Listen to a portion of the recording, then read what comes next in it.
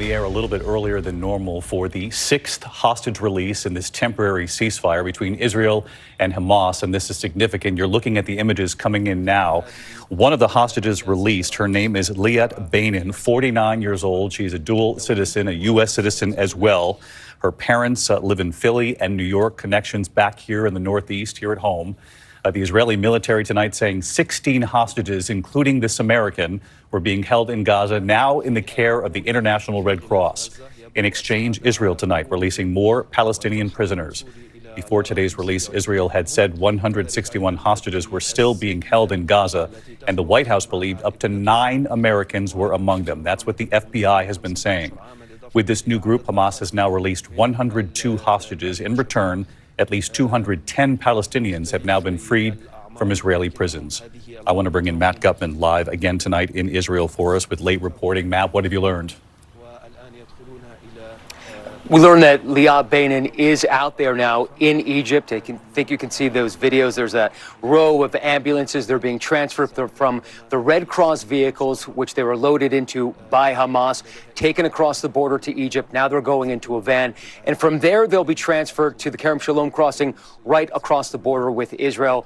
Then they'll be given a medical check and handed a phone. And that's, David, when they'll be able to talk to their loved ones for the first time. All of them will then be flown to a hospital here in Israel. Now, we mentioned Liat Bainin. She is now the second American to be released. The first one was that 4-year-old Abigail Idan. There's still 7 Americans believed to be held, actually 8 Americans believed to be held in Gaza. One of them is a woman who is 72 years old.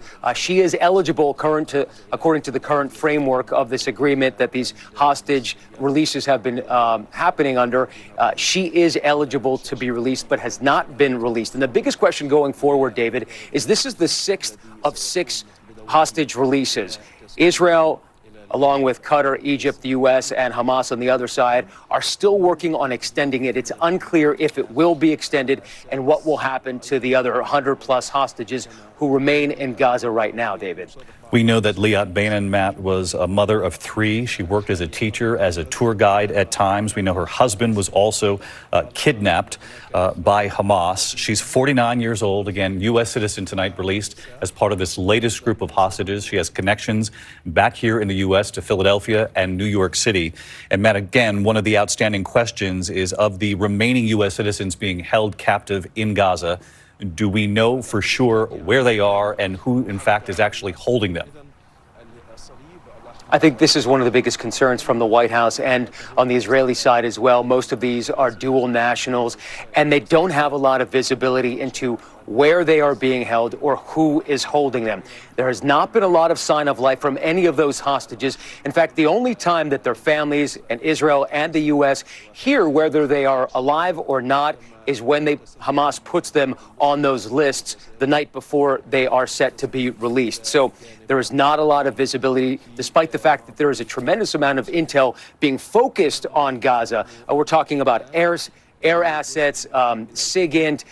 They're trying to interrogate some of the Hamas militants that Israel has captured. They're trying to question them what they know about the hostages. But right now, from what we understand and from speaking to U.S. officials, Israeli officials, and the families of the hostages themselves, they don't know a lot. And that is one of the greatest causes of concern, that sort of black hole of information about where they are and what their condition is, David. And just to be clear, with a few moments left here, Matt, we know she has been released. Her husband's still in captivity? That's right. Aviv, her husband, was wounded on October 7th. He was part of that security team that tried to defend their kibbutz of Nir Oz. He was taken captive. We don't know where he is or what his condition is.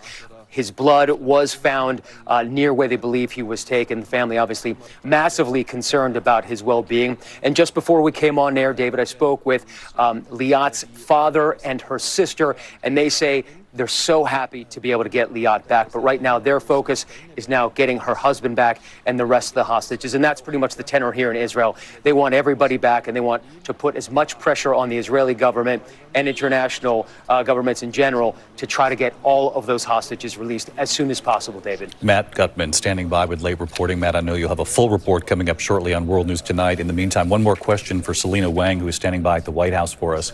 And Selena, I know that you asked in the last 24 hours of White House officials officials if they believed that these U.S. citizens, these Americans who are being held captive, still several of them in the hands, it's believed, of Hamas or perhaps other terrorist groups, if they were being used as negotiating tools.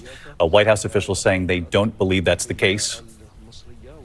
Exactly, David. They say they do not believe that these Americans are being used by specific leverage by Hamas. And now with the release of Liat Beinin, this means that there is potentially one additional American woman unaccounted for, and U.S. officials believe 7 American men unaccounted for. But as you were just saying, David, White House officials have been stressing to me that they do not know where these Americans are, what their conditions are. They do not have proof of life. They do not know if they're being held by Hamas or by other groups. U.S. officials, they also say they are working hour by hour with partners in the region to try and get this pause extended until all of the hostages are released. The president intensely focused on this. Selena Wang live at the White House for us. Selena, my thanks to you as well. Again, the breaking news at this hour, the Israeli military says 16 hostages have now been released as this ceasefire continues, though it's in its waning minutes here, and large questions remain about whether there'll be an extension or an additional ceasefire at some point. And among the 16 hostages released today, we learned a woman with dual citizenship, a U.S. citizen as well. She has connections to Philadelphia, New York. She is a mother of 3, and she has been released. Her husband, they still have unanswered questions about whether he's in captivity and where. Our coverage will continue on ABC News Live and abcnews.com. I'll see you shortly for World News Tonight. In the meantime, for many of you in the East, your local news standing by. I'm David Muir in New York. I'll see you for World News Tonight. This has been a special report from ABC News.